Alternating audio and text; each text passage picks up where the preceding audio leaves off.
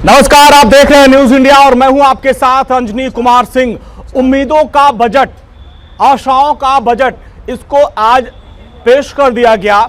क्या हमने पाया, क्या खोया, विस्तार से हम चर्चा करेंगे। हमारे साथ हमारे दोनों सहयोगी भी हैं और सबसे पहले आपको बताते हैं कि इस बजट से क्या सस्ता हुआ है, क्या महंगा हुआ है। यह सबसे पहले जान लेते हैं कि क्या सस्ता हुआ है। सस्ता जो हुआ है, अगर अब उसकी हम बात करें तो विदेशी जो मशीनें हैं वो सस्ती हो गई हैं, कपड़े महंगे होंगे, जो लेदर के सामग्री होंगी वो सस्ती हो जाएंगी। इसके अलावा जो खेती के उपकरण वो सस्ते होंगे, हीरे के जो ज्वेलरी हैं वो सस्ती हो जाएगी, मोबाइल और फ़ोन चार्जर जो होगा वो सस्ता होगा, जूते चप्पल ये सस्ते हो जाएंगे। तो ये एक राहत है। हीरे के जो गहने हैं वो सस्ता हो जाएगा, ये इस बजट में ये है। इसके अलावा जो पैकेजिंग के डिब्बे हैं, जिसपे हम कोई सामान गिफ्ट करते हैं, पैक करते हैं, वो डिब्बे सस्ते होंगे। अब क्या महंगा हुआ है, कुंदन जी बताएं। देखिए, विदेशी मशीनें जो है, छाता जो है वो महंगा हो गया है। कैपिटल गुड्स जो है वो महंगा हुआ है, फिलहाल ये जानकारी है। और बिना ब्लेडिंग वाला फ्यूल, बिल्कुल, हाँ, बिना ब्लेडिंग वाला फ्यूल वो भी महंगा हुआ है। खास तरह की ज्वेलरी जो है वो भी महंगी हो गई है।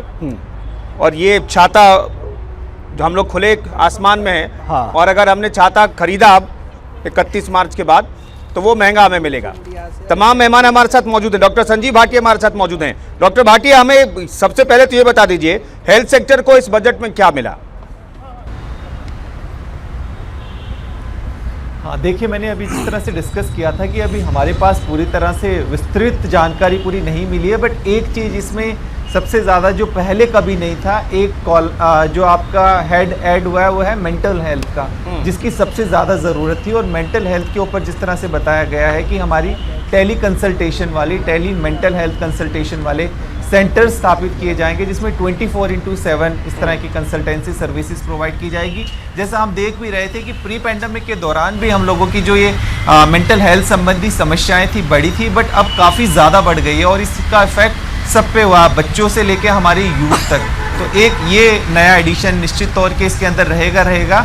दूसरा, जिस तरह से आंगनवाड़ी वर्कर्स के लिए बताया गया है कि जो आंगनवाड़ी सेंटर्स लगभग 2 लाख के करीब नए सेंटर्स बनाए जाएंगे, उन सेंटर्स का भी ओवरऑल हेल्थ को भी काफ़ी बेनिफिट मिलेगा, क्योंकि जो बहुत सारी हमारी स्कीम होती है हेल्थ की, वो एक्चुअल ग्राउंड लेवल पर इम्प्लीमेंट या पहुंच नहीं पाती है। स्पेसिफिकली अगर हम वुमेन हेल्थ की और चाइल्ड हेल्थ की बात करें तो वो इसके अंदर काफ़ी हमारे लिए हेल्पफुल होगा।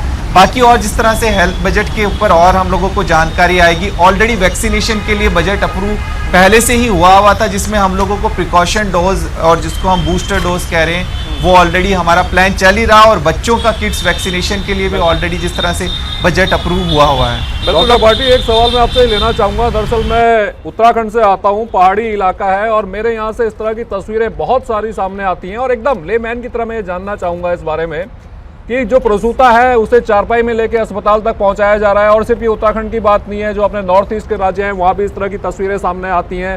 तो जो डॉक्टर्स हैं, आप हॉस्पिटल तो खोल लेते हैं लेकिन वहाँ डॉक्टर्स नहीं पहुँचा पाते, उनके लिए क्या इस बजट में कुछ ऐसा है कि ये समस्याएं खत्म हो, कम से कम आने वाले 5 सालों में इस तरह की तस्वीरें आनी बंद हो?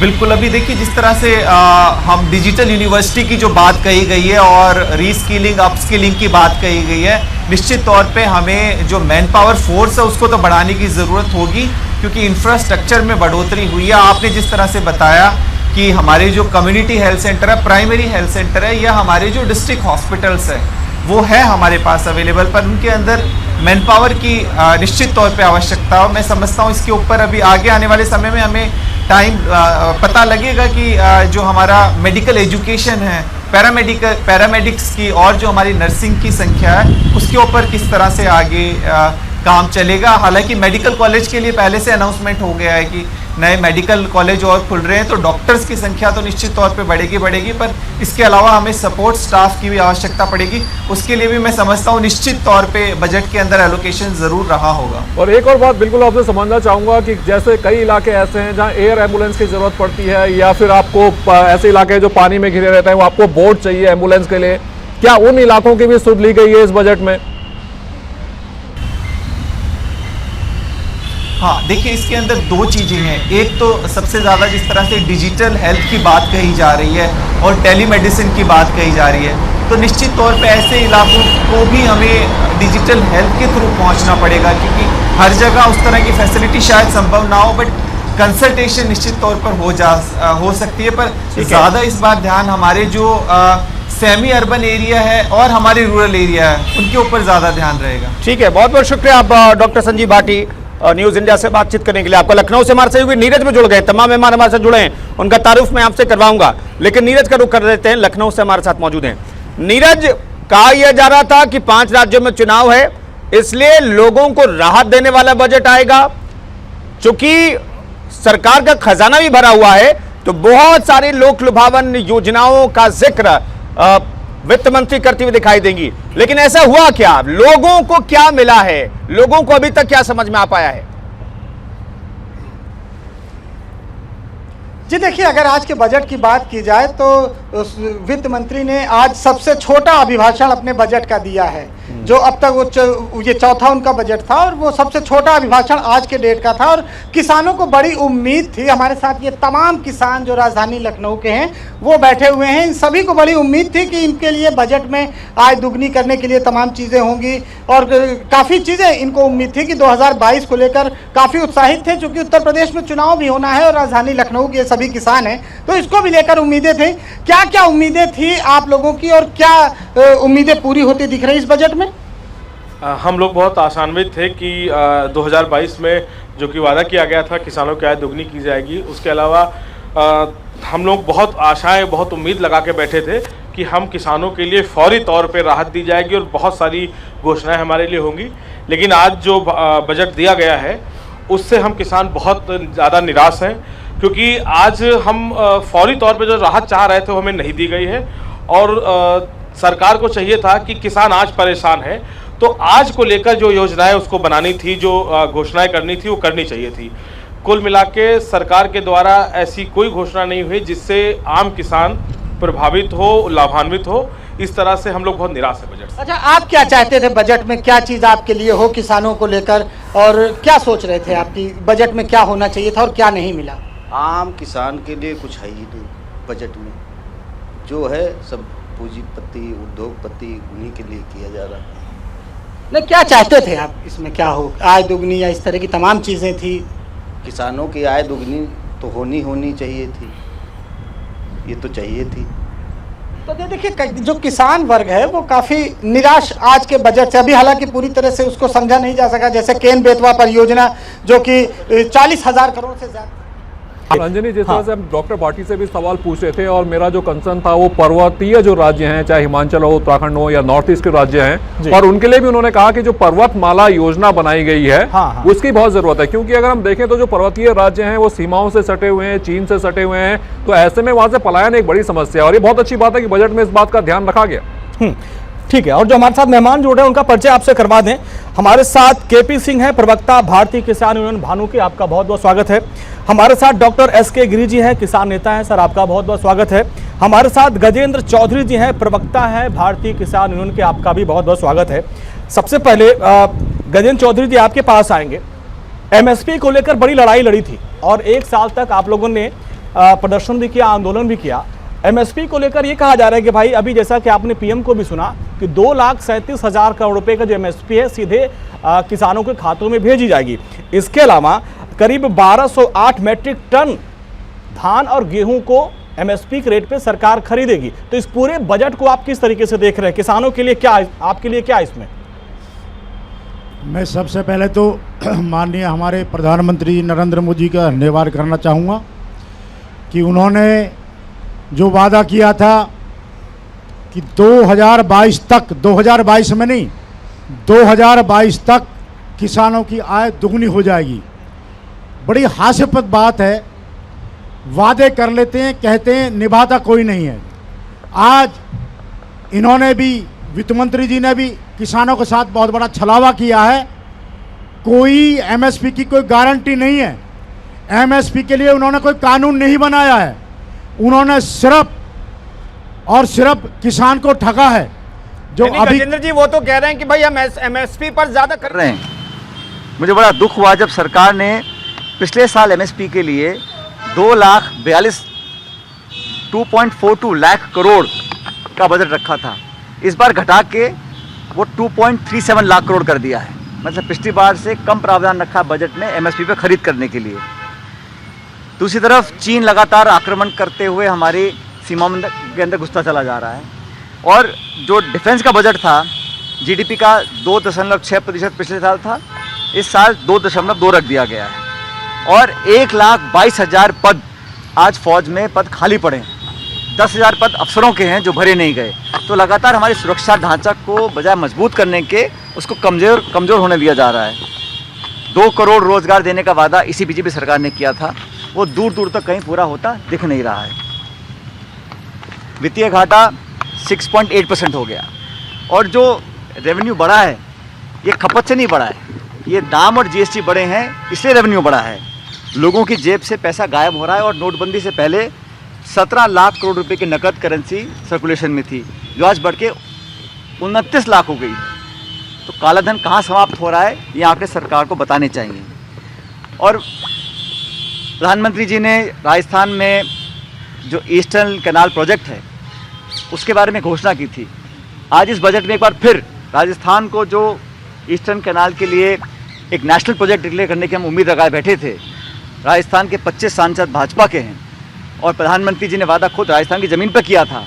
आज वित्त मंत्री महोदया के माध्यम से कोई घोषणा ईस्टर्न कैनाल प्रोजेक्ट के बारे में नहीं हुई। ये राजस्थान को बहुत बड़ा नुकसान उठाना पड़ रहा है। अब निजी निवेश, पब्लिक इन्वेस्टमेंट और विदेशी निवेश सब में कमी आ रही है। सरकार को कोरोना काल के बाद एक ऐसा बजट पेश करना चाहिए था जहां मध्यम वर्ग, छोटे दुकानदार, छोटे व्यवसायी उनकी मदद और सहायता के लिए संसाधन और पैसा उपलब्ध कराते। लेकिन आंकड़ों के जाल में डिजिटल करेंसी का कानून तो बना नहीं है लेकिन उस पर टैक्स लगाने की बात कर दी है। तो बहुत सारी बातें ऐसी कही गई हैं जो मैं समझता हूँ काल्पनिक हैं, कागजी हैं, लेकिन धरातल पर महंगाई कम करने का, बेरोजगारी कम करने का कोई ठोस कदम इस बजट के माध्यम से जनता के सामने पेश नहीं हुआ। अब चर्चा इस पर होगी, लेकिन मुझे लगता है कि एक और मौका भाजपा ने खोया है। जब वो चाहते तो बहुत कुछ लोगों की मदद कर सकते थे। अब आने वाले समय में पता पड़ेगा। आप सब जानते हो 5 राज्यों में चुनाव होने जा रहे हैं। तो कांग्रेस नेता सीधे तौर पर ये आरोप लगा रहे हैं कि ये जो बजट है इससे बहुत सारी उम्मीदें उन्होंने लगा रखी थी लेकिन वो उम्मीदें पूरी नहीं हुई हैं और वो तब जब सरकार का खजाना भरा हुआ है, सरकार के खजाने में कोई कमी नहीं आई है। और यहां तक वो आरोप लगा रहे हैं कि डिफेंस के लिए जो बजट एलोकेशन है अगर जीडीपी के सापेक्ष अगर उसे हम देखें तो 2.2% ही कर दिया गया है। गजेंद्र जी आप कह रहे थे कि भाई एमएसपी गारंटी तो ठीक है संसद से मिलेगी आपको, लेकिन मेरा सवाल यह है कि सरकार ये दावा करे कि इस बार 2.37 लाख करोड़ का जो है हम एमएसपी पर खरीदारी करेंगे, इससे संतुष्ट नहीं है क्या? बिल्कुल, सरकार तो पता नहीं क्या क्या वादे कर रहे हैं। किसान को दबाया है और अभी भी किसान दब रहा है। अभी बात हो रही है डिजिटल इंडिया की।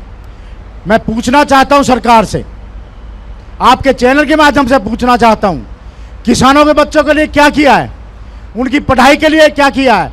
जो वर्ग देश का सबसे बड़ा है, 70% किसान भारत में बसता है, इस 70% किसान को कैसे डिजिटल बनाया जाएगा? इनके बच्चों की शिक्षा के लिए क्या किया सरकार ने? सरकार फौरी तौर पे कर रही है, कुछ भी नहीं कर रही है। बजट अलॉट करती है तो सिर्फ किसानों के बच्चों के लिए नहीं करती, तमाम देश में जितने भी बच्चे हैं उनके ऊपर उनके लिए सरकार की जिम्मेदारी होती है। किसानों के लिए बजट अलग से अलॉट होता है, किसानी के लिए अलग होता है और शिक्षा पे अलग से बजट अलॉट होता है। केपी सिंह साहब बेकयू भानु से भी जुड़े हुए हैं, उनको भी जोड़ते हैं। आपका वचन हमने सुना बेकयू, हाँ तो आप ही तो उसे लेके गए, हम तो किसान के बारे में बात कर रहे थे। किसान के बारे में क्या किया? कुछ भी नहीं दिया किसान को। आप बजट की जब बात होगी तो तमाम देश के बच्चों की बात होगी। आपके पड़ोस में अगर कोई दूसरा बच्चा रहता है जिसके पिता किसानी नहीं करते तो उसका भी शिक्षा पे उतना ही अधिकार है जितना कि किसान के बच्चे का। किसान के लिए बजट अलॉट अलग होगा, बच्चों के लिए शिक्षा के अलग होगा। केपी सिंह साहब आप बीकेयू भानु से जुड़े हैं, आपसे पूछना चाहता हूं जनाब, आप जवाब दीजिए। सुन लीजिए ना, सवाल ले रहे हैं। मेरी बात पूरी होने दो। मैं आपसे पूछना चाहता हूं, बहुत टाइम होगा, 50 किलोमीटर तक 100 किलोमीटर गांव के बच्चे को बच्चा नहीं मान रहे आप?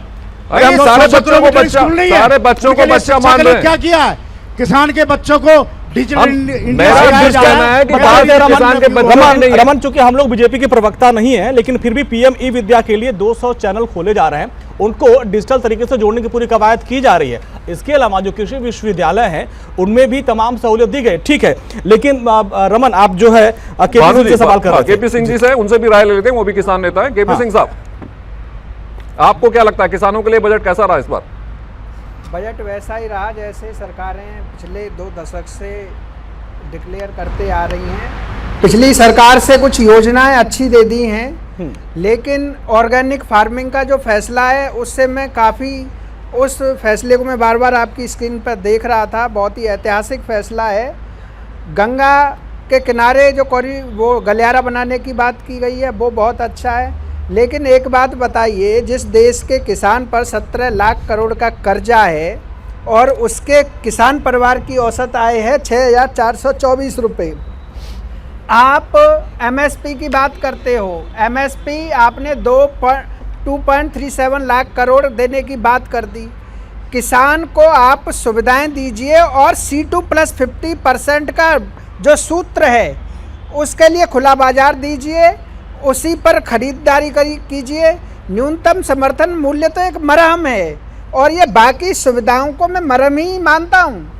मोदी सरकार ने अच्छा किया, इसके लिए हम उनका धन्यवाद करते हैं, लेकिन मोदी सरकार ने किसानों का कल्याण कर दिया। पिछले 2 दशक से के आंकड़ों की बात की जाए तो 17 लाख करोड़ का किसानों पर एमएसपी न मिलने से घाटा हुआ है। दूसरा, आप ये लगा दीजिए, जहाँ आधे से ज़्यादा जनसंख्या को किसान रोजगार देता है कृषि सेक्टर, वहाँ आज बजट 4-5% ही कृषि बजट दिया जाता है। हम मानते हैं सबके बच्चे हैं, सबको अलग अलग तरीके से देखना पड़ता है, लेकिन एक जो बेरोजगारी का इशू बढ़ा, बेरोजगारी का तो इशू इसीलिए बढ़ा कि वो छोटे खेत रह गए। छोटे खेतों के लिए आप 3 अच्छे कानून लेके आए। मैं इस बात पर आज काफ़ी जोर दे रहा हूँ। जो कृषि एक्ट वापस कराए गए, अगर विशेषज्ञ और दिमाग से जो सत्य है वो कहूँगा, संशोधन के साथ आप स्टॉक लिमिट लगा के उन्हें लागू कर देते तो जो फूड प्रोसेसिंग है, अब एक किसान ही तैयार नहीं हुए ना, दिक्कत तो यह है कि किसान ही समझ नहीं पाए। अरे भैया, अब किसानों के लिए अब पॉलिटिकल स्टंटबाजी की बहन चौधरी साहब तो बैठे हैं, वो तो कह रहे हैं कि तीनों काले कानून थे। उन्हें लगा वेस्ट यूपी में नुकसान होगा, वापस ले लिए, और क्या है। डॉक्टर एस के गिरी साहब को भी जोड़ते हैं, किसान नेता हैं। उसके बाद सुप्रिया जी के पास चलेंगे जो कि राजनीतिक विश्लेषक हैं। गिरी साहब, आपको क्या नजर आ रहा है इस बजट में? आपने दोनों अपने हमारे पैनलिस्ट हैं उनकी बात सुनी, आप समर्थन कर रहे हैं? देखिए, सबसे पहले मैं ये बताऊंगा कि माननीय प्रधानमंत्री मोदी जी ने जो आकर कहा कि कुछ किसानों को हम नहीं मना पाए, कुछ किसानों को नहीं मना पाए, इसलिए मैं कृषि बिल वापस लेता हूं। तो उन्होंने देश के साथ, पूरी देश की जनता के साथ ये छलावा किया। कुछ का मतलब होता है 25% को न मना पाने के वजह से आपने 75% को धकेलने का काम किया। दूसरा बात कि एमएसपी की जहाँ तक सवाल है, गारंटी कानून की, वो गारंटी कानून में मिलनी चाहिए, इसलिए कि हम मिनिमम सपोर्ट प्राइस मांग रहे हैं। एक चाय बेचने वाला, ब्रेड बेचने वाला, आप दूध लाने जाते हैं तो उसका एमआरपी निश्चित होता है। देखिए, कृषि में लाभ का सौदा नहीं रह गया है और कृषि से युवाओं का पलायन बढ़ रहा है, इसलिए जो है ये बहुत दिक्कत वाली बात है। दूसरी बात मैं आपको बताता हूँ, शिक्षा पर हमारे भाई गजेंद्र जी बोल रहे थे, तो देखिए, देश की 2/3 बहुमत जो 70% आबादी है किसानों की है और मजदूर और दलितों की है। अपने स्क्रीन पर आपने देखा होगा मोदी जी को अभी कहते हुए कि दलितों के लिए यह बजट बहुत अच्छा है। मैं जानना चाहता हूं, आपके चैनल के माध्यम से पूरे देश की जनता से यह आह्वान और हुंकार करना चाहता हूं, माननीय मोदी जी, आपको ये बताना चाहता हूं कि अगर शिक्षा एक ऐसी रोशनी है कि शिक्षा को आप आम से खास के लिए एक स्तर पर बना दो और सरकारी बना दो, उसमें आईएएस, पीसीएस या बड़े से बड़े अफसर और छोटे से छोटे गरीब के बच्चे भी उसी में पढ़ें। देखिए, जादुई सुधार आएगा और रातों रात शिक्षा में सुधार आ जाएगी। इस पे क्यों काम नहीं हो रहा है? इलाहाबाद हाईकोर्ट के उस ऐतिहासिक फैसले को याद करना पड़ेगा सर, जिसमें कहा गया था कि भी सारे सरकारी जो अफसर हैं जो सरकार के खजाने से 1 रुपए भी लेते हैं, हाँ। उनके बच्चे सरकारी स्कूल में पढ़ेंगे। न तो अखिलेश यादव की सरकार कुछ कर पाई, न बीजेपी की योगी सरकार कुछ कर पाई। तो यहाँ पर शिक्षा को बेहतर करने की मंशा ही नहीं दिखती किसी सरकार की। नहीं, देखिए मंशा नहीं दिखती। एक समय होता है, कहा गया है कि 10 बरस चलता है, वो समय आ चुका है। 1977 का आंदोलन आप लोग याद कीजिए, बिहार की धरती से उठा था और वो सारण की धरती से उठा था जहां से मैं आता हूं। और आज भी जुआ जग चुके हैं, चिंगारी लग चुकी है और खुले एजेंडे के तहत मैं कहता हूं कि देर और सवेरे आना है। मैं ठीक है सुप्रिया जी, एक चीज बताइए, दरअसल हम जब चूंकि शिक्षा का जिक्र बार बार हमारे किसान नेता भी कर रहे हैं, तो शिक्षा को लेकर के जो मानसिकता रही सरकार की, क्या वो मानसिकता ऐसी रही है कि सभी के लिए इक्वल एजुकेशन प्रोवाइड करे सरकार? मैं इसलिए पूछ रहा हूं क्योंकि मुझे इलाहाबाद हाईकोर्ट का वो फैसला भी याद आता है जिसमें कहा गया कि भाई जितने सरकारी अफसर हैं, चाहे वो चपरासी हो सरकारी या फिर IPS IAS अफसर हो, सभी के बच्चे एक ही स्कूल में, सरकारी स्कूल पढ़ेंगे। एक मिनट सुप्रिया जी से मैं एक सवाल ले रहा हूं, क्या उस फैसले को इंप्लीमेंट कोई सरकार आए और कर दे तो शिक्षा का कायाकल्प नहीं हो सकता है? बहुत अच्छा सवाल किया आपने, और निश्चित तौर पर मुझे लगता है कि अगर ऐसा कुछ हो जाए तो ये मिरेकल हो जाएगा। और जो हम सपना देख रहे हैं कि एक शिक्षित भारत, तो वो हकीकत के धरातल पे कहीं ना कहीं वो एक्चुअली आ जाएगा और ये सबका कल्याण है। लेकिन मुझे नहीं लगता कि कोई भी सरकार इतनी बड़ी पहल करेगी, क्योंकि इसमें आपको भी पता है कि पॉलिटिक्स है, तो इसके पीछे बहुत सारी चीज़ें होती हैं। सबका साथ, सबका विकास और सबके विश्वास के साथ आगे बढ़ना पड़ता है सरकार को, चाहे सरकार किसी की भी हो। लेकिन वो करेगी वही जिसमें उसका स्वयं का हित हो। और जनहित की बात करते हैं हम, तो देखिए ये बजट की बात मैं करूंगी तो ज़रूर उम्मीदों का बजट है, और आपको ये देखना पड़ेगा कि आधा गिलास भरा है या खाली है, ये आपकी देखने का नज़रिया है। मैं अगर अपने नज़रियों से इस बजट को देखती हूँ तो निश्चित तौर पर से किचन से लेके किसान तक कहीं ना कहीं सबको देखा गया है, सबको कहीं ना कहीं सोच के इस बजट को बनाया गया है।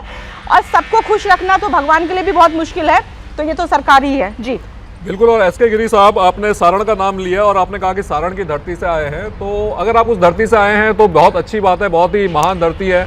एजुकेशन की बात करूं तो आपके यहाँ तो भिखारी ठाकुर को भी वहाँ भुला दिया गया। आपके यहाँ एग्रीकल्चर की बात करूं, फैक्ट्री की बात करूं तो मॉडर्न चॉकलेट और ये सब आप ही के यहाँ हुआ करता था। सबसे ज़्यादा गन्ना मिल आपके यहाँ थी उस टाइम सारण में। लगातार ऐसा जंगल राज फैला कि सारा कुछ वहाँ से बर्बाद होता चला गया। जो वहाँ गन्ना उगाते थे, अब आप सोच भी सकते हैं कि सारण में गन्ना होता है, तो ये सब तो खत्म किया ना सरकार की खराब पॉलिसीज ने। और अब अगर तीनों कृषि कानून आ रहे थे जिनसे फायदा हो सकता था, तो वो कुछ लोगों की वजह से वो खत्म हो गए, जैसे कि हमारे अभी BKU के भाई साहब ने बताया। जी आपने बिल्कुल ठीक कहा, इन बातों से मैं सहमत हूँ। ये देखिए सरकार की जो तुष्टीकरण की नीति है, जैसे रोड अगर खराब है तो रोड के नाम पर वो वोट लेती है, लेकिन एक बात मैं आपको बता दूं कि पुनः बदलाव होगा। और दूसरा एजेंडा मैं आपको बता दूं, आज बजट पेश करने के मामले में कहां से पैसे आते, कहां पैसे सरकार वेस्ट कर रही है, मैं इसको माननीय मोदी जी को और पूरे देश को बताना चाहता हूं। हमको एक बात बताइए कि जो हमारे यहाँ मुकदमे दायर होते हैं, उस मुकदमों को 5 साल और 10 साल मुकदमा चलते हैं, इस पर एक कानून बनाने की जरूरत है। इससे बहुत बड़ा बजट आने वाला है। कानूनों को इस बार रद्द भी किया गया है। ठीक है सर, कई कानूनों को रद्द किया गया। नीरज भी हमारे साथ है लखनऊ से, सर वहां भी कुछ किसान हैं, तो आप उनसे भी नीरज देखिए, इस बार जो है ऑर्गेनिक फार्मिंग पे विशेष जोर दिया गया और कुछ दिन पहले भी PM मोदी ने कहा था भाई ऑर्गेनिक फार्मिंग करिए। इसके अलावा जो कीटनाशक मुक्त खेती करना है, और गंगा के किनारे 5 किलोमीटर का जो गलियारा होगा उसमें जो ऑर्गेनिक खेती को बढ़ावा दिया जाएगा। इसके बारे में ज़रा समझिए कि अगर ऑर्गेनिक खेती करेंगे, ऑर्गेनिक खेती का भी एक बड़ा प्लेटफॉर्म है पूरी दुनिया में, उसको क्या समझ पा रहे हैं, उसको लेकर क्या कहना है वहाँ के किसानों का? जी हाँ, देखिए ऑर्गेनिक खेती को लेकर जो तमाम तरह की बातें की गई हैं उससे किसान निश्चित तौर पर बेहद खुश है, लेकिन बहुत कम किसान है जो ज़मीनी किसानी। देखिए हमारे पीछे खेत खलिहान है और जो किसान है वो बहुत कम इस तरह की जो जिसे कहते हैं व्यापारिक खेती, ये बहुत कम जानता है। और ऑर्गेनिक खेती के लिए आज जो बजट में प्रस्ताव लाए गए हैं उसको क्या समझते हैं आप लोग? देखिए बजट जो मैंने अभी बार बार हम लोग यही चर्चा कर रहे हैं, यही हमारी समझ में आ रहा है कि फौरी राहत तो नहीं मिली है, दूरगामी परिणाम इसके अच्छे हो सकते हैं। लेकिन हम फिर से वही बात दोहराएंगे कि सरकार जो कर रही है, किसानों के बारे में सोच रही, जो बजट में आया है ये दूरगामी है, इसके परिणाम आगे अच्छे हो सकते हैं, हमें फ़ायदा हो सकता है। लेकिन किसानों की कमर आज टूटी हुई है, किसान आज परेशान सबसे ज़्यादा है, चाहे वो प्राकृतिक कारणों से फसलों का नुकसान हो या छुट्टा जानवरों से फसलों का नुकसान हो, कई तरीके से। सो हमें आज कर्ज माफी चाहिए थी, हमें आज दोगुनी आय चाहिए थी, हमें आज चाहिए था कि एमएसपी को कड़ाई से लागू कर दिया जाए। हम लोग अभी चर्चा कर रहे थे, अभी हमारे किसान साथी बता रहे थे हमें कि 12 रुपये, 14 रुपये, 11 रुपये में उनकी फसल खरीदी जा रही है, जबकि एमएसपी जो लागू है 18 रुपये, 20 रुपये की है। तो ये सबसे बड़ी समस्या है कि हम अपने अनाज का सही दाम नहीं ले पा रहे हैं, इसलिए हम लोग अपनी आजीविकापार्जन नहीं कर पा रहे हैं। अच्छा ठीक है, आप आइए हमारे पास। किसानों को किस तरह की समस्याएं इस समय झेलनी पड़ रही हैं, और जो आज बजट आया है किसानों को लेकर, ऑर्गेनिक खेती करें और तमाम तरह की बातें की गई हैं, गंगा के किनारे का जो क्षेत्र है वहाँ पर सिंचाई के लिए तमाम वो किए गए हैं, तो आपको क्या लगता है इस बजट से और क्या दिक्कतें हैं मूल रूप से? मूल रूप से ये दिक्कत यहाँ पे सबसे ज़्यादा इंसानों को सही मूल पे ना खाद टाइम पे मिले होता, ना गल्ला मिल सही टाइम पे बिक पाता है। यही सब दिक्कतें हैं। डीजल इतना महंगा हो गया, किसानों को ट्रैक्टर चलाने के लिए बहुत महंगाई सामना करना, और गल्ला उनका एकदम बहुत 10-12 रुपये में बिक पा रहा है। इससे किसानों को बहुत दिक्कतें पड़ रही है। जहाँ पे गौशाला बगल में बना है, जहाँ पे गाय सब है, उनको चारा नहीं मिल पा रहा, ये छुट्टा खेत सारे चरे जा रहे हैं। यहाँ पे यही दिक्कतें सब किसानों को है रहा एकदम। बाकी कोई सरकार को एकदम बेकार सरकार है, ये कोई काम ही नहीं कर रही सरकार एकदम। किसानों के लिए सरकार काम नहीं कर रही। ये देखिए, ये ग्राउंड लेवल पे जो समस्याएं होती हैं वो ये किसान बता रहे हैं। केपी सिंह साहब, मुझे एक चीज बता दीजिए, सरकार ने तो जब सरकार में आई, बीजेपी की सरकार आई केंद्र में, तब ये कहा गया 2022 में आपकी जो इनकम है डबल हो जाएगी, आय दोगुनी हो जाएगी। उसका जिक्र इस 1.5 घंटे के भाषण में आप लोगों ने सुना क्या, या आप लोगों को लगता है कि अगले 1-2 साल में जो कहा केंद्र की सरकार ने वो उम्मीदें पूरी हो जाएंगी? देखिए, सरकार ने आय दोगुनी करने की जो बात कही है उसमें कोई ज़्यादा सच्चाई है, इस बात से मैं इनकार करता हूँ। क्योंकि 2022 की जब घोषणा की गई थी, जो सपने दिखाए गए थे आय दोगुनी हो जाएगी, आय दोगुनी होने के लिए किसान को अपना उत्पाद अपना बाजार के लिए छूट दी जानी चाहिए थी। इन कृषि कानूनों पर देश विरोधी जो एजेंडा चलाया गया किसान आंदोलन के नाम पर, देश के किसानों के साथ छलावा जो इसमें हुआ। एक बात बताइए, आज मेरा गेहूं मैं उगा रहा हूं, मैं लागत लगा रहा हूं, तो मेरे उत्पाद की कीमत कोई दूसरा क्यों लगाएगा? और क्या संभव है कि पूरे देश के अनाज को किसान सरकार खरीद के और अपने पास रख लेगी? बिल्कुल बिल्कुल सर, एकदम सही कह रहे हैं आप। और सबसे बड़ी समस्या है किसानों की कि इनके साथ राजनीति होती रही। इस सरकार से मैं सिर्फ यही करूंगा कि कानून व्यवस्था और सुशासन किसानों को चाहिए, उससे ये थोड़ा हम इनकी तारीफ कर देते हैं, लेकिन किसानों पे ये किसान मसीहा बन गए ऐसा कहना अभी बाकी है। वो दूरगामी शब्द जाने कितने बाद। बिल्कुल सर, अभी किसानों का मसीहा बनना तो बड़ा मुश्किल काम है। दरअसल किसानों के जो अभी मसीहा बने हुए भी हैं वो वाकई में हैं कि नहीं, इस बात पे भी संशय है। गजेंद्र साहब भी जुड़े हुए हैं। गजेंद्र जी, कृषि आय बढ़ाने की तो बात करते हैं, लेकिन कृषि सुधार नहीं चाहिए आप लोगों को? कृषि सुधार भी चाहिए, कृषि आय। जब आय नहीं बढ़ेगी तो सुधार कहाँ से लाएंगे? हमारे बड़ी आय का रास्ता हमारे इंजन की उम्र, हमारे इंजन की ऊपर गवर्नमेंट ने, कोई सी भी गवर्नमेंट रही हो, हमारे इंजन की उम्र 10 साल है। आपको मालूम है 8-7 लाख का इंजन खरीदने के बाद में 10 साल में अगर वो बेकार हो जाएगा तो हम क्या करेंगे? उसका किसान के बारे में नहीं सोचा। दूसरी बात रही किसान आंदोलन की, बिल्कुल बैठे हुए थे हम सब लोग, और जब तक नहीं अगर कृषि कानून वापस रहते वहाँ से नहीं आते। हमें पता है क्या क्या खामियां इस कानून में। अगर खामियां नहीं होती 2013 में माननीय राजनाथ सिंह जी हमारे साथ में जंतर मंतर पर इसी कानून का विरोध किया था, जब मनमोहन सिंह सरकार थी, मतलब और वापस लिए थे। अब इनके लिए भले हो गए ये कानून। नहीं, अगर उसमें थोड़ा क्लियर करें, 2013 में कानून बन गया था जिसका विरोध आप लोगों ने किया था? नहीं किया था, और वापस लिए। क्या था? ये लोग हमारे साथ थे। अब बीजेपी गवर्नमेंट आ गए तो बीजेपी के लिए कानून भले हो गई। दूसरी बात मैं बताना चाहता हूँ जनाब, आपके चैनल के माध्यम से बताना चाहता हूँ कि किसान जो एमएसपी की बात हो रही है ना, अभी हमारे भाई कह रहे थे किसान की आय घर में, जो किसान का जो अनाज पड़ेगा ना घर में, 1000-1100 रुपये उसको घर में पड़ता, खेती वेती बीज सब लगा के जो उसके बाद अगर गद्दार जी, आप लोग तो फिर से मार्केट के भरोसे रह गए ना। यही सरकार कह रही थी कि मार्केट के भरोसे, आप सरकार के भरोसे रह गए। मार्केट के भरोसे में रहते तो हो सकता था कि एमएसपी से ज्यादा आपको रेट मिल जाता। सरकार ने विकल्प रखा था ना, हम मंडी से बाहर भी आप बेच सकते हैं। हम मार्केट बताते हैं जी, हम मार्केट के बारे में बताते हैं। मार्केट का फंडा क्या है तो हम बेच सकते थे, कोई निकल नहीं होता। जो मार्केट में जो ड्रामा होता है ना, वो ड्रामा ये होता है मध्य प्रदेश का गेहूं ज्यादा मांग रहे हैं, वहां का किसान तो एमएसपी के लिए हो ही नहीं रहा। एमएसपी पे खरीदी जाएगी। और सरकार के आंकड़े बताते हैं जनाब, 6% पूरे भारत में एमएसपी पे खरीदारी, सरकारी बताते हैं, जो एमएसपी पे खरीदारी होती है 6% के बाद में। अब ये बताइए 94% किसान कहाँ जाएगा? कम से कम उसका एमएसपी मिनिमम सपोर्ट प्राइस करके। चलिए सुप्रिया जी को जोड़ते हैं। सुप्रिया जी, दरअसल बात यह है कि हमें ये लगता है कि अगर किसान की बात आती है तो सिर्फ पश्चिमी उत्तर प्रदेश का किसान सामने आ जाता है या फिर पंजाब का किसान सामने आ जाता है, जो पहले से ही काफी समृद्ध किसान है।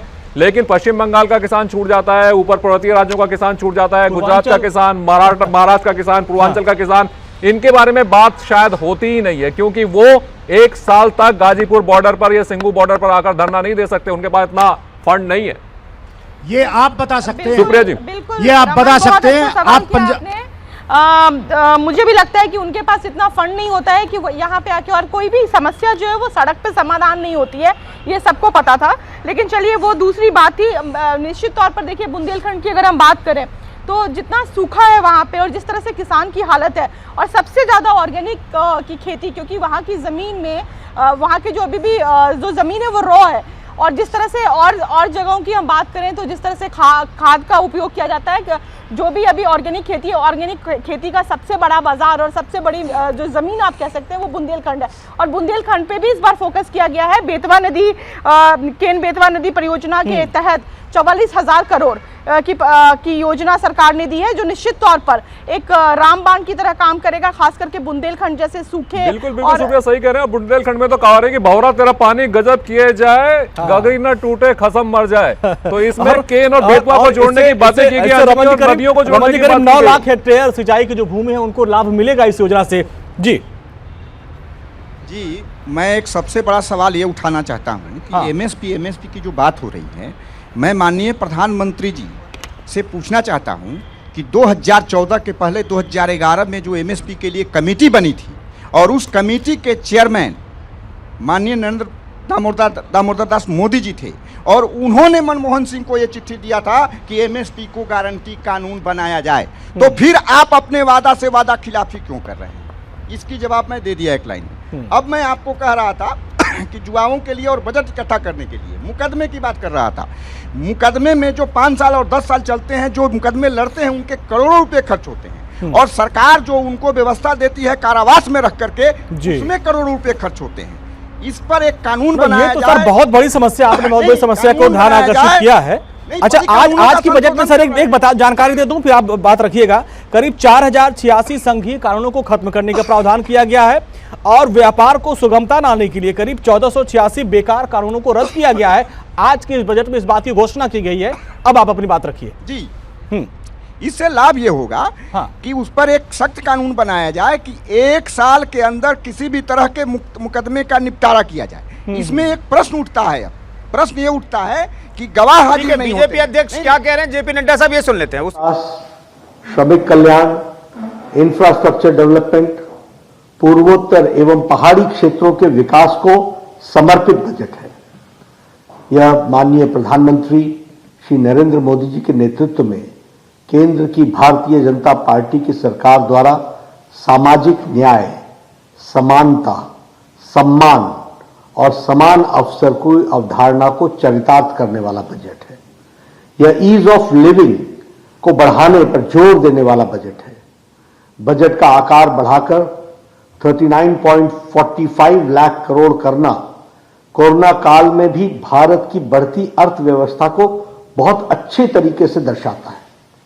फिजिकल डेफिसिट का लक्ष्य 6.9% से घटाकर 6.4% करना ये बहुत बड़ी उपलब्धि है। माननीय श्री नरेंद्र मोदी जी के नेतृत्व में देश की कोरोना के खिलाफ निर्णायक लड़ाई के साए में पेश किया गया यह दूसरा बजट है। इंफ्रास्ट्रक्चर डेवलपमेंट को एक नया आयाम देते हुए यह बजट सभी वर्गों को, छोटे बड़े उद्यमियों की आशाओं और आकांक्षाओं को पूरा करने वाला बजट है। यह महज एक साल के डेवलपमेंट का एजेंडा नहीं है, बल्कि देश के लिए अगले 25 साल की बुनियाद रखने वाला यह ब्लूप्रिंट है। ऐसे सर्वस्पर्शी, सर्वसमावेशी एवं देश के जन जन और हर क्षेत्र के सर्वांगीण कल्याण के प्रति समर्पित आम बजट के लिए मैं माननीय प्रधानमंत्री श्री नरेंद्र मोदी जी और वित्त मंत्री श्रीमती निर्मला सीतारमण जी को, उनकी पूरी टीम को अपनी ओर से और पार्टी के करोड़ों कार्यकर्ताओं की ओर से बधाई देता हूं और उनका हार्दिक अभिनंदन भी करता हूं। पिछले वर्ष 15 अगस्त को लाल किले के प्राचीर से आदरणीय प्रधानमंत्री श्री नरेंद्र मोदी जी ने 100 लाख करोड़ की गति शक्ति योजना लॉन्च की थी। इस बजट में गति शक्ति को एक नई उड़ान मिली है। इस बजट में आत्मनिर्भर भारत के लिए लक्ष्यों को पाने के लिए शुरू की गई प्रोडक्शन लिंक्ड इंसेंटिव PLI योजना को जबरदस्त रिस्पांस मिला है। इससे लगभग 60 लाख नई नौकरियां पैदा होंगी और अगले 5 वर्षों में 30 लाख करोड़ रुपए का अतिरिक्त उत्पादन होगा। ये नए भारत की नींव रखेगा। 25,000 किलोमीटर के नेशनल हाईवे का निर्माण, जिस पर लगभग 20,000 करोड़ रुपए खर्च करने का प्रावधान किया गया है। देश में 5 बड़ी नदियों को जोड़ने के लिए जल संसाधन विकास मंत्रालय की भी मदद से कार्य करने की योजना बनाई गई है। बेतवा लिंक प्रोजेक्ट के लिए बजट में 44,605 करोड़ रुपए का खर्च किए जाने का प्रावधान किया गया है, जिसके तहत पानी की समस्या से जूझ रहे बुंदेलखंड क्षेत्र के लगभग 62 लाख लोगों को पेयजल मिलेगा। मैं इसके लिए प्रधानमंत्री श्री नरेंद्र मोदी जी को हार्दिक अभिनंदन करता हूं और उनको धन्यवाद करता हूं। प्रधानमंत्री श्री नरेंद्र मोदी जी के नेतृत्व में केंद्र की भारतीय जनता पार्टी सरकार, NDA की सरकार, कृषि विकास, किसान के कल्याण एवं उनकी आय को दुगना करने के लिए कटिबद्ध है। सरकार ने MSP पर रिकॉर्ड खरीदी का प्रावधान बजट में किया है। ऑर्गेनिक खेती को बढ़ावा देने के लिए विशेष कदम उठाए गए हैं। गंगा किनारे रहने वाले किसानों की जमीन पर खास फोकस दिया जाएगा, जिसके लिए 5 किलोमीटर का चौड़ा कॉरिडोर बनाने की योजना बनाई गई है। लैंड रिकॉर्ड्स के लिए डिजिटलाइजेशन की योजना पर भी जोर दिया गया है। इस बजट में 130 लाख MSMEs की मदद के लिए सरकार द्वारा 2 लाख करोड़ का एडिशनल लोन मुहैया कराने के लिए कदम उठाए गए हैं। अगले 5 साल में MSMEs को लगभग 6,000 करोड़ रुपए की आर्थिक सहायता दी जाएगी। साथ ही यह व्यवस्था भी की जाएगी कि इसका सदुपयोग हो सके। इस बजट में प्रावधान प्रधानमंत्री आवास योजना को एक विस्तार दिया गया है। गरीबों के लिए 80 लाख अतिरिक्त घर बनाए जाएंगे। इसके लिए बजट में 48,000 करोड़ रुपए का बजट आवंटित किया गया है। भारत के संघीय ढांचे को मजबूत करते हुए श्री नरेंद्र मोदी जी की सरकार ने 2022-23 के में राज्यों को 1 लाख करोड़ रुपए का आवंटन करने की घोषणा की है, जो 50 साल के लिए ब्याज मुक्त होगा। जेपी नड्डा को आप सुन रहे थे और बजट के लिए उन्होंने वित्त मंत्री और प्रधानमंत्री को धन्यवाद किया है। नीरज मिश्रा हमारे साथ, हमारे संवाददाता लखनऊ जुड़े, उनके साथ कुछ किसान भी हैं, खेतों में खुद बैठे। नीरज, एक चीज जो आज के इस बजट में थी, जो सस्ता महंगा का सेगमेंट हम दिखा रहे हैं, उसमें जो खेती के सामान, जो हम उपकरण खरीदते हैं, उसको सस्ता हो जाएगा। तो इससे जरा किसानों की राय लीजिए, क्योंकि हम कई बार, जैसा कि अभी बैठे गिरी साहब भी कह रहे थे कि हम भाई इंजन खरीदते, बाकी सामान तो महंगा होता है, इस बजट में उसको सस्ता करने का प्रावधान किया गया। इस पर जरा रिएक्शन लीजिए। और नीरज, ऑर्गेनिक खेती के बारे में भी बात कीजिएगा, क्योंकि इस बजट में ऑर्गेनिक खेती पर बहुत जोर दिया गया है, क्योंकि ऑर्गेनिक जो हल्दी होती है वो नॉर्मल हल्दी से बहुत महंगी बिकती है। जी हाँ, बिल्कुल। देखिए, हमारे साथ ये तमाम किसान हैं, हम इनसे बात भी करेंगे।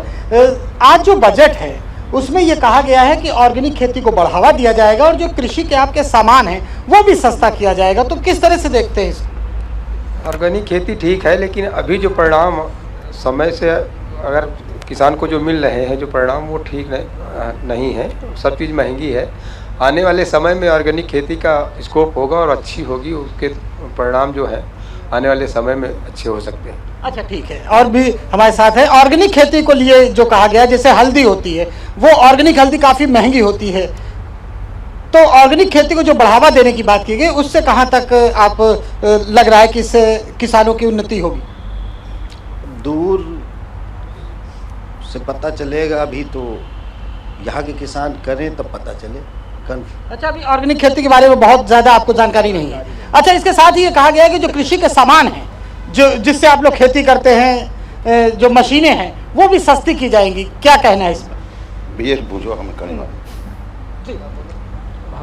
तो ये देखिए, ये तमाम किसान हैं, हालांकि ये ज़्यादा उस तरह पढ़े लिखे नहीं है, लेकिन खेती से मतलब है, इन्हें बहुत ज़्यादा जानकारी इस चीज़ की नहीं है कि इनके लिए क्या क्या प्लान बनाए जा रहे हैं, लेकिन ज़मीनी स्तर पर ये सभी काम करते हैं। और इन्हें अभी बजट के बारे में कहा जाए तो बहुत जानकारी नहीं, लेकिन अपनी जो बातें हैं ये जरूर कर देखिए। हमारे साथ एक और किसान हैं जो यहाँ पर काफ़ी इनकी कृषि भी है, जो कहा गया कि ऑर्गेनिक खेती के लिए, उसको कैसे देखते हैं?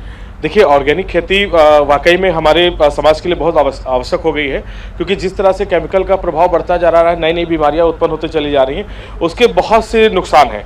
अगर हम ऑर्गेनिक खेती को अपनाते हैं, जैसा कि सरकार ने अपने इस बजट में जोर दिया है, हम इसकी प्रशंसा करते हैं।